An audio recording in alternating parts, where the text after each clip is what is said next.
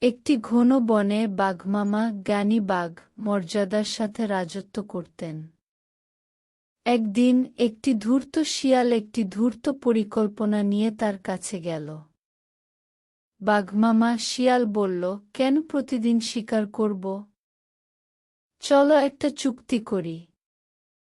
যদি তুমি আমাকে না খাবে বলে প্রতিজ্ঞা করো তাহলে আমি প্রতিদিন খাবার নিয়ে আসব গো। বাঘমামা কৌতূহলী রাজি।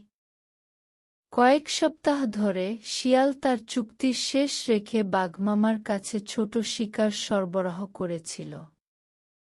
যাই হোক, শিয়াল অলস হয়ে গেল এবং কেবল অজুহাত আনতে শুরু করল। শিকার আজ দুষ্প্রাপ্য, তিনি একদিন বলেছিলেন। কাল আমি ডাবল আনব।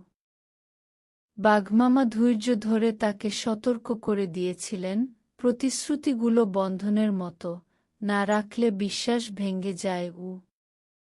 কিন্তু অতিরিক্ত আত্মবিশ্বাসী শিয়াল তার অজুহাত অব্যাহত রাখল।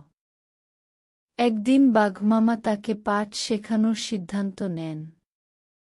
সে ক্ষুধার ভান করে শেয়ালকে তাড়া করল, তাকে একটা গাছের নিচে কোণঠাসা করল। তোমার অলসতা আজ তোমাকে শিকারে পরিণত করেছে, সে বলে উঠল।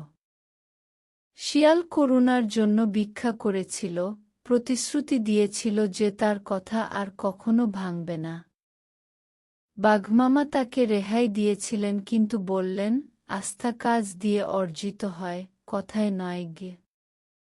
তারপর থেকে শিয়াল আরও কঠোর পরিশ্রম করে এবং বাঘমামা বনের সম্মানিত অভিভাবক হিসেবে থেকে যায়, প্রমাণ করে যে এমনকি চতুরদেরও তাদের প্রতিশ্রুতি রক্ষা করতে হবে।